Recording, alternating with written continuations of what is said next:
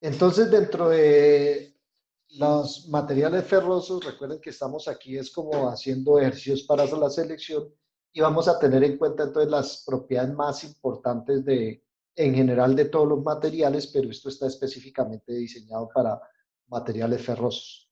Entonces, en primer lugar, recuerden que vamos a hacer unas propiedades, digamos, las propiedades comparativas de los aceros. Recuerden que cuando nosotros hablamos de el comportamiento químico o el comportamiento a la corrosión o la degradación de un material, que en el caso de los metales es corrosión, no degradación.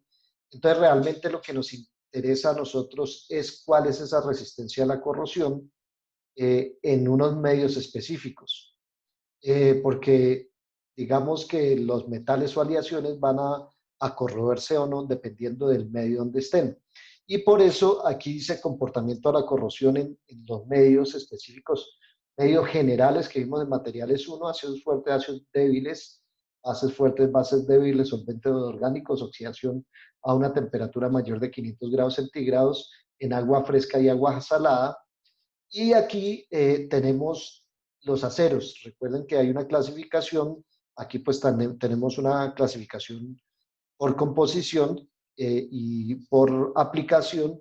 Entonces tenemos aceros aliados de baja, media y alta aleación, tenemos aceros al carbono de bajo, medio y alto carbono, y tenemos aceros inoxidables y aceros para herramientas. Y entonces tenemos una tabla donde me da la resistencia a la corrosión eh, o la resistencia química de estos aceros ante estos medios. Y en estos momentos está inaceptable y A, uso limitado, UL, aceptable, A y excelente. ¿Qué quiere decir eso? Inaceptable ya es que, pues obviamente, en el contacto con ese medio se me va a corroer muy rápido. Uso limitado, esto yo lo empleo en el momento que sí va a haber una corrosión, pero su corrosión, digamos, la pérdida, recuerden que la corrosión es pérdida del material.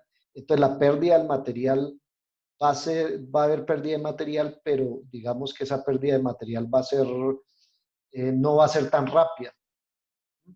Entonces, si yo necesito un componente donde digamos que lo voy a tener por 3 meses y después de 3 meses no me interesa, entonces yo podría utilizar eso uso limitado, ¿no?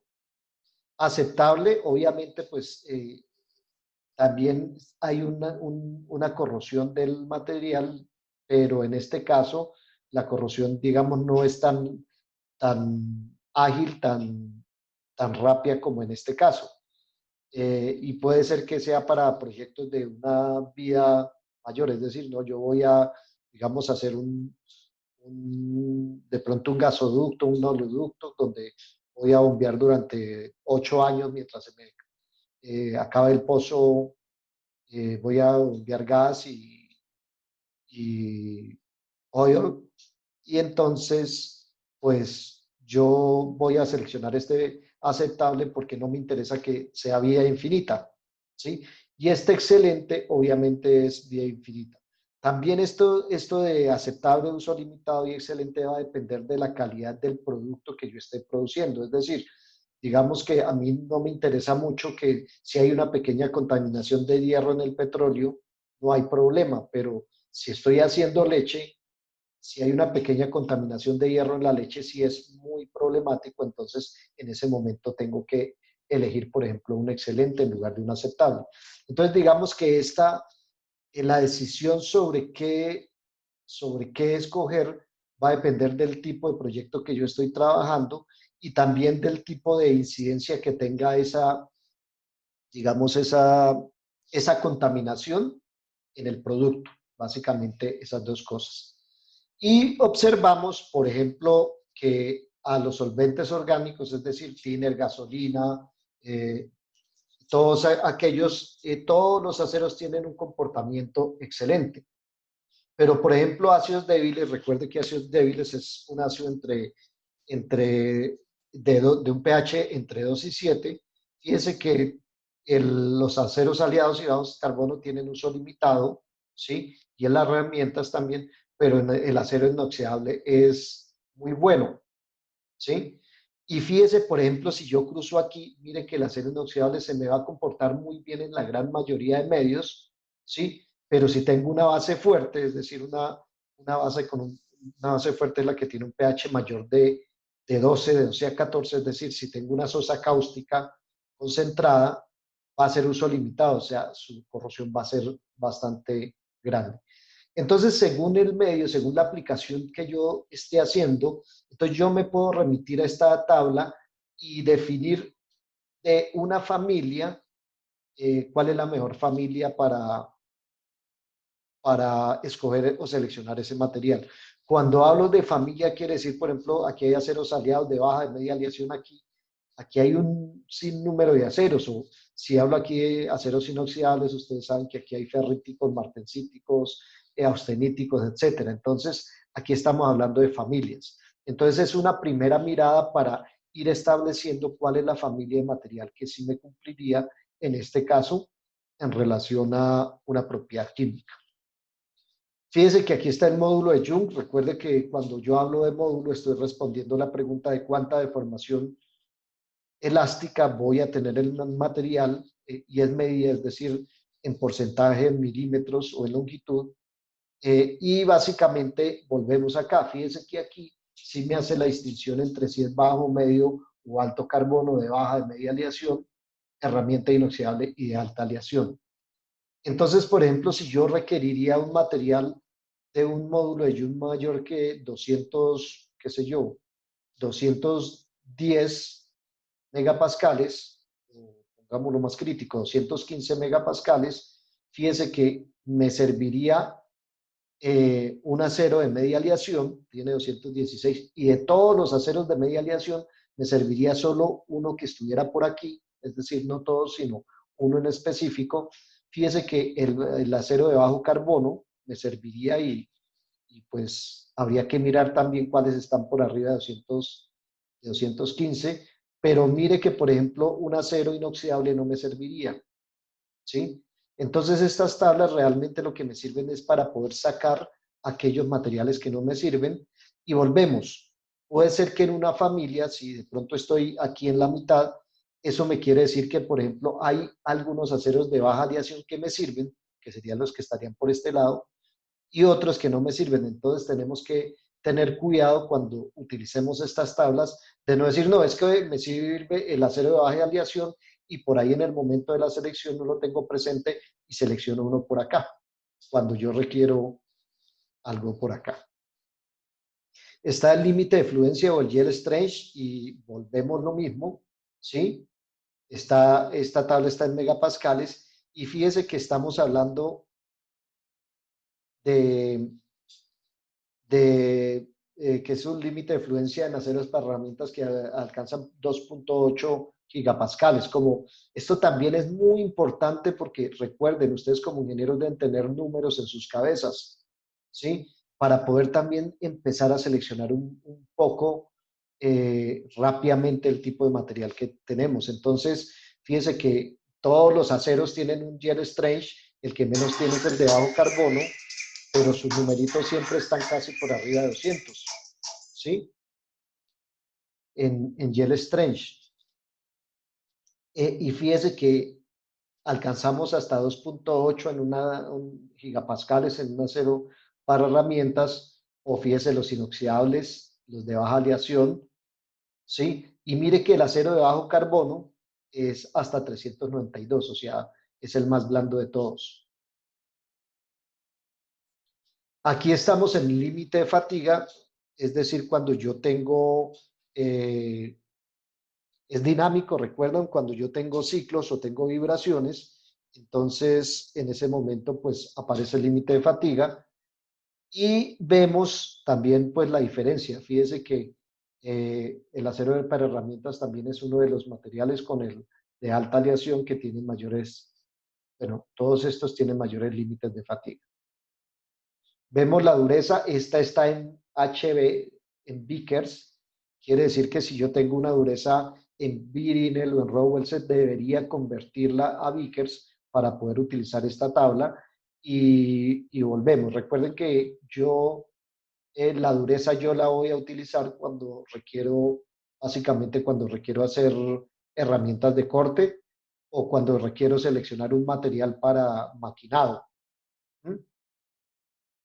Tenacidad de la fractura o KIC, recuerden que esto es la presencia de grietas cuando yo tengo un componente de un espesor muy, muy pequeñito y miramos las diferentes números. Entonces, por ejemplo, mire que el que mayor exhibe o el que mayor tiene la tenacidad de la fractura KIC es los aceros inoxidables, ¿sí? Eh, y básicamente esos son como los reyes. Quizás aquí en todo esto están los aceros austeníticos. La elongación, recuerden que la elongación es una medida de la ductilidad, es decir, cuánto se deforma longitudinalmente el material en deformación plástica eh, cuando está sometido a un esfuerzo en deformación plástica. Y fíjese que básicamente las unidades, mire que el que mayor se me deforma, volvemos, aquí está el acero inoxidable que tenga prácticamente hasta el 70% de formación. Y miren los números. Fíjense que los aceros para herramientas, aquí estos numeritos 0305, es casi de un material frágil. Como la elongación es lo que me está midiendo la ductilidad de un material, los materiales que tienen una muy baja de elongación quiere decir que no tienen casi deformación plástica. Entonces un acero para herramientas que está por aquí o un acero inoxidable que está por aquí o inclusive un acero de baja aleación que está por aquí, lo que me está diciendo es que eh, su, su utilidad es muy baja, tiende a ser un material frágil. Entonces, lo mismo, generalmente esta propiedad, recuerden que la utilizamos es en procesos. Es decir, yo requiero elongar, estirar esta barra, una barra de 1 metro, y requiero convertirla en una varilla, entonces tengo que hacer unos trenes de, de trefilado. ¿Hasta cuándo puedo elongar esa varilla? Pues bueno, me lo va a dar esto porque si paso de ese punto, se me va a partir la varilla. Entonces, esta es una propiedad más bien de proceso. Coeficiente de expansión o dilatación térmica. Entonces vemos que la gran mayoría de los aceros están por ahí entre 10 y 13, ¿sí? Es lo normal para los aceros, entre por ahí 10 y 14, 13.5, 14. Sí hay algunas excepciones con los aceros de alta y de inoxidables, pero sin embargo este número de 13 a 20 realmente no es que sea muy, o sea, son 13 micras, 20 micras por grado centígrado, no es que sea mucho, ¿no? Las variaciones de pronto que tenemos de un metal respecto a un polímero sí son grandísimas, pero entre la variación de los materiales metálicos, los aceros, no es muy grande. Máxima temperatura de servicio. Recuerden que es la temperatura a la cual el metal o el material en general pierde sus propiedades mecánicas. Cuando hablo de propiedades mecánicas estoy hablando en general de todas las propiedades. Y fíjese que digamos que aquí hay unos materiales inoxidables, los aceros inoxidables serían los que más resisten la temperatura. Y mire también aquí que es interesante que hay aquí, ¿no? Los aceros para herramientas que están entre 560 y 595. Entonces, cuando yo requiero alta temperatura, mire que me vendría más bien por acá, ¿no? Pero en general también yo lo que quiero que aprecien es que en general los aceros que no son especiales o los aceros que no, sí, o sea, herramientas o inoxidables, en general su temperatura máxima de servicio no es muy alta. En otras palabras, cuando yo pienso en un acero normalito, yo sé que su máxima temperatura de servicio está por ahí de hasta 300, 350 grados centígrados, ¿sí? Que posiblemente en su cabeza tenían otra connotación de que el acero tenía una temperatura de servicio más alta. Estoy hablando del acero, digamos, general, que sería el de carbono, y fíjese que de baja aleación. La capacidad calorífica, que recuerden que es lo que, algo así como una pila térmica, cuánta temperatura o cuánto más bien cuánta energía calorífica me está absorbiendo el material por unidad de masa, mírenla acá. Entonces fíjense que también los números son muy cerrados entre todos ellos. Realmente tampoco es que haya una diferencia muy alta. El precio, pues obviamente ahí sí tenemos una gran diferencia. Es muy diferente tener un acero al carbono, que no tiene ningún elemento de aleación, que tener un acero con molibdeno, con vanadio, con cromo, con níquel, ¿sí?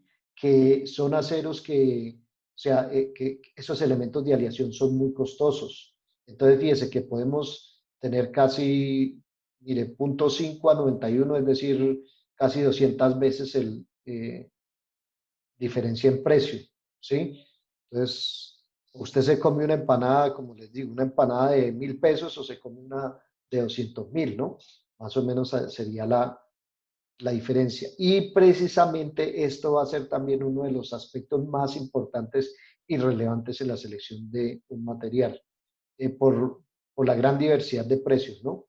Entonces, y porque el proyecto en general, cuando ustedes hacen un proyecto, pues va a tener unos recursos limitados. Ustedes no le dicen, gástese toda la plata que quiera en la compra de materiales, no. Ustedes tienen digamos, un precio, una cantidad de dinero específica y la idea es seleccionar en ese rango el mejor material que me cumpla todas las propiedades mecánicas, químicas, térmicas, etcétera. Bueno, básicamente aquí acaba esta.